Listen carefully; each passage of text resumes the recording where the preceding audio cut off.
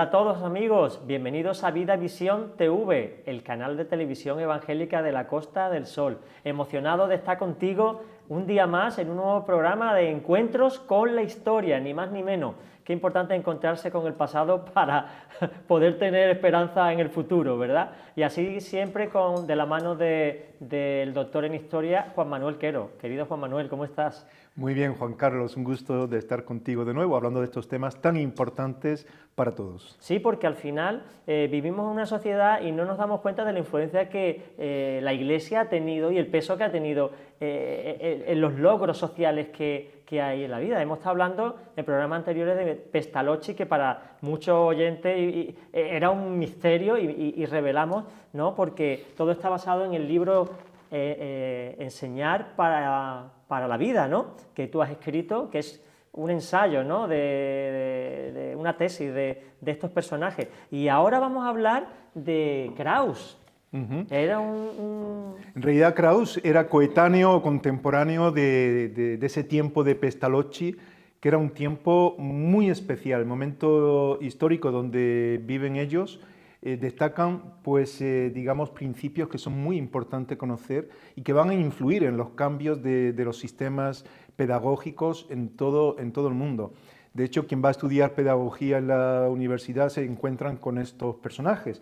Y mi tesis doctoral, que tiene que ver parte con este libro que estamos hablando y con algo más que veremos más adelante, Dios mediante, sobre los colegios evangélicos, pues habla de que realmente esos pedagogos eran evangélicos, eran protestantes y se movían bajo principios bíblicos.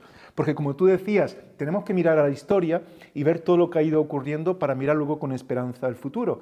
Pero yo creo que cuando miramos la historia es importante que no solamente miremos a Kraus, que sí, pero ver quién movía a Kraus, quién movió a Pestalozzi, claro, quién movía a aquellos protagonistas, porque en realidad el protagonista de la historia es Dios. Y sobre todo cuando hablamos de la historia del cristianismo y de lo que él ha hecho en medio de nosotros. ¿Y en qué tiempo vivió Kraus? Kraus vivió entre 1700, bueno, nació en 1781 y murió en 1832. En Turingia nació, en Múnich es donde murió, alemán, por eso su nombre es Karl Christian Friedrich Kraus. O sea que vivió en la época de la Revolución Francesa. Efectivamente, la Revolución Francesa y todo lo que conllevó la edad contemporánea que comienza con la Revolución Francesa será muy importante a partir de 1789 que se inició dicha revolución.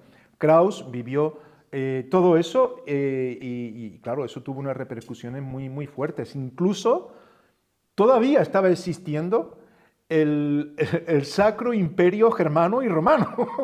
O sea que... Es decir, que aquellos emperadores que en tiempo de Lutero en el siglo XVI, como fue nuestro querido rey Carlos I de España y Carlos V, formando parte de ese imperio, todavía se estaba gestionando, todavía existía. Y digo esto porque eso tuvo que ver mucho con el desarrollo de la Iglesia y de los principios protestantes, y estaba influyendo también en España con los reyes que en aquel tiempo se tenían. En aquel tiempo pues estamos en España, podríamos estar hablando de Isabel II, ya estamos en el tiempo de los Borbones, que eran más en una línea más católica, más conservadora, pero van a ocurrir cosas muy importantes porque la Revolución Francesa, que acabas de citar, también tenía en cuenta España. Aquí estaban también los afrancesados. Claro. Había mucha influencia de Francia, claro. Claro, y precisamente con el rey Borbón, Carlos IV y su hijo Fernando VI, se introdujeron algunos principios de Pestalozzi. ¿Y de dónde era Kraus? ¿De qué parte de Europa? De Alemania. Era alemán. Era alemán. Él nació en... Los alemanes están metidos en todo, Juan Manuel, siempre. Bueno, ¿no? ten en cuenta que Alemania fue la cuna del protestantismo también, junto con Suiza. Y bueno, yo creo que donde se desarrollan los principios bíblicos, ahí hay cierto protagonismo, porque vuelvo a insistir, es Dios el protagonista, el que hace las cosas bien, claro. Y cuando le dejamos obrar, ahí ocurre algo especial. Entonces, estamos en estas épocas, Isabel II en España, estamos con la Revolución Francesa y estamos con todas esas influencias. Bueno, y Kraus, su padre, ¿en qué ambiente se gestó todo esto? Porque son intelectuales de la época, pero ¿de dónde vienen, ¿no? Sí, ¿Cuál es su origen? sí. Pues creo que es bueno que tú hagas esta pregunta porque me recuerdo otros programas que tú llevas a cabo y tú siempre cuando entrevistas a alguien empiezas, ¿dónde naciste? Me gusta meter los dedos. ¿Dónde naciste? ¿Dónde estuviste?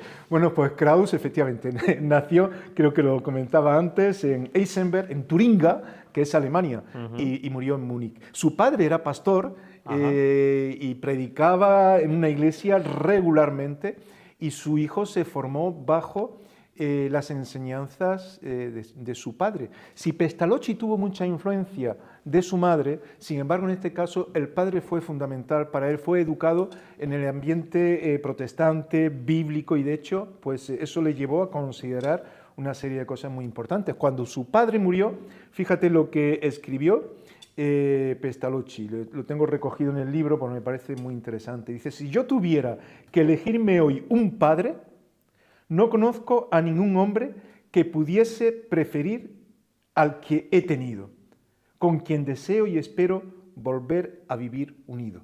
Qué fuerte. Qué fuerte, ¿no? Qué interesante, ¿no? Cuando su padre murió, y su padre era muy estricto con él, porque él tenía algunas debilidades, algunos problemas con el tema del dinero y tal. No nos da tiempo de contar todo eso, porque todos tenemos alguna cosa, alguna flaqueza, y su padre le corregía y demás, pero luego él habla de su padre como con quien estará unido en la eternidad. Bueno, leyendo tu libro veo que tuvo 14 hijos, no perdió el tiempo este hombre, ¿eh? Kraus tuvo 14 hijos, algunos murieron de forma temprana, pero es que en realidad, y esto es muy importante también en estos principios, que vamos a hablar luego del krausismo, es que la familia se convertía en el laboratorio, digamos, primero para gestar todo aquello que puede ser beneficioso para nuestra vida. Claro, ¿y cuáles eran las virtudes de él? ¿En qué destacaba Kraus, ¿no? ¿Por qué se hizo notorio intelectualmente? ¿Qué es lo qué palos tocaba? Bueno, hay que ver varios temas en cuanto a esto, ¿no? Para él lo fundamental fue la Biblia. Es decir, los principios bíblicos, aunque él no... Porque él fue a estudiar teología para ser como su padre pastor. Le encantaba la teología, pero al final estudió filosofía y matemáticas. Y de hecho estuvo enseñando durante muchos años, enseñando filosofía desde los principios que él entendía que se conocieron como krausismo. Y matemáticas también, ¿verdad? Que dos polos más opuestos. Bueno, eran humanistas, ¿no? Sí, pero las matemáticas, de hecho, incluso en la filosofía son muy importantes, aunque una parte esté en letras y otra en ciencias. Sí, pero todo está realmente en armonía, ¿no? Sí, y también pones que era buen músico, que tocaba, cantaba. Bueno, sí, su formación fue muy amplia, tocaba el clarinete, el piano, cantaba, pero lo fundamental fue ese deseo de enseñar desde el estudio de las verdades que hay para la vida, lo que son esos principios bíblicos. De hecho, fíjate lo que él decía, fue unas últimas palabras que él dejó en su agenda. Dice, en su diario, quiero decir, Dios, te agradezco tu ayuda, lleno de agradecimiento y conmovido. Yo creía morir y tú me has salvado. Quiero vivir para ti, quiero morir para ti. Bueno, eso fueron sus últimas palabras escritas en su propio y eso me habla ya de la pregunta que te iba a hacer. ¿Eres un verdadero creyente o simplemente un simpatizante? ¿Eres un hombre comprometido con el Señor? ¿Hasta qué punto podemos decir que era un cristiano nacido de nuevo? Bueno, precisamente lo que él enseñaba en la universidad tenía que ver con esa relación con Dios. Ser cristiano, él entendía que no era un cumplimiento de normas. Y de hecho le expulsaron de la universidad por todas estas cuestiones. Él, donde estuvo enseñando en Gotinga, que es donde están todas sus obras, incluso Alemania, ¿no? En Alemania, estamos hablando siempre de Alemania en este caso, donde están sus trabajos registrados y guardados. Pues claro, cuando él hablaba de ser libre en el sentido de no encasillarse a algo determinado y tener una relación, no desde la institución, una relación con Dios, no desde la institución, sino ser un cristiano, donde dejáramos que Dios se moviera con libertad en medio de las cosas que vivimos, pues eso le trajo problemas, porque había personas que querían que estuviesen sometidos en la línea, en la normativa y en los claro, criterios que ellos entendían. Qué dificultades siempre, ¿verdad? Cuando una persona quiere vivir un evangelio auténtico y genuino, siempre está la religión que te va cortando, no, esto no es, y a veces confundimos los principios fundamentales espirituales con la cultura religiosa en la que estamos inmersos, ¿no? Sí, Hay sí. que salir un poquito de eso, y Krauss tuvo que pagar un precio, ¿no? Yo creo que más que salir de eso, hay que entrar en la dinámica del Espíritu Santo, de la obra de Dios en medio de nuestras vidas. Y este hombre estudió la Biblia la tenía en la mano, aunque no hablara de la Biblia, los principios que él compartía, enseñaba en la universidad, venían de ahí. Y su filosofía, que estamos hablando de enseñanza para la vida, tenía que ver con esas bases bíblicas. Ajá. Y también mencionas en el libro que tuvo una referencia de Pestalozzi, que son los programas que hemos hablado anteriormente, o sea que hubo una influencia de él, como que la línea continuó en el tema de la educación y dio uso ahora a Krauss, como en su día a Pestalozzi, ¿no? En realidad, ellos no es que fuesen originales, lo fueron en algunas cosas, tuvieron muchas cosas en común, como era enseñar desde la familia y con la familia, y eso es algo que luego va a repercutir los sistemas pedagógicos en todo el mundo con la asociación de padres, llegar también a los padres para hablar de las problemáticas de los hijos. Todo eso, el AMPA, el ¿no? AMPA, todo eso no existía, ¿no? Y todo eso se fue desarrollando a partir de todos estos principios. Y ellos bebieron incluso de algunas personas como fue Juan Comenius, que en realidad era uno de los padres de la pedagogía, que ya en el siglo XVI, XVII estuvo enseñando todo esto.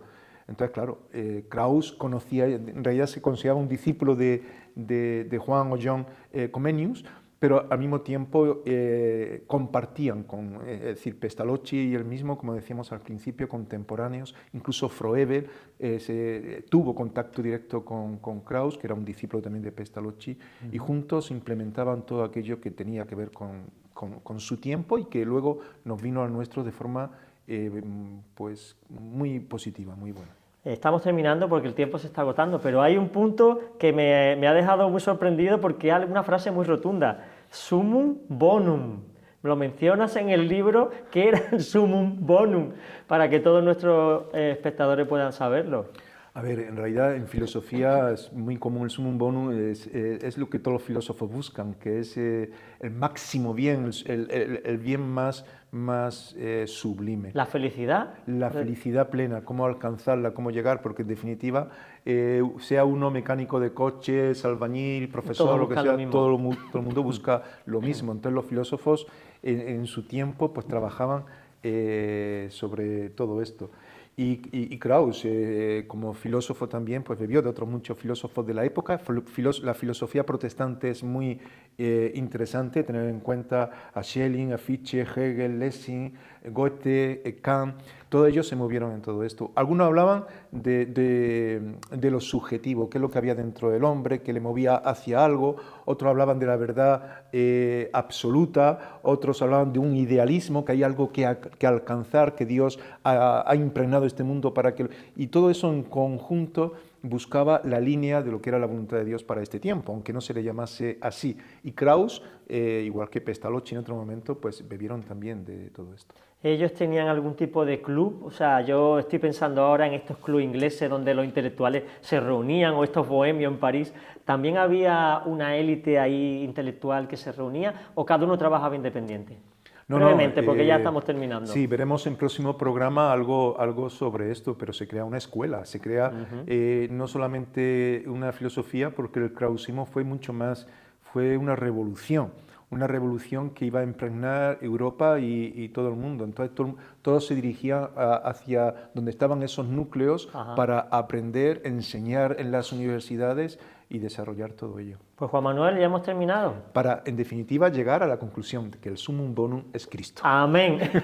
Amén. Pues con esta conclusión te despedimos, te damos las gracias por tus palabras, siempre por instruirnos, y a todos nuestros espectadores, fijaros qué maravilla, todo está en este libro, Enseñar para la Vida, del doctor Juan Manuel Quero. ¿vale? Y os recomendamos que lo compréis, lo podéis adquirir en Amazon y también personalmente en el teléfono que pondremos en la descripción del programa. Ya sabéis, estamos en Encuentros con la Historia y esto es Vida Visión TV, el canal de televisión evangélica de la Costa del Sol. Un fuerte abrazo, que el Señor te bendiga.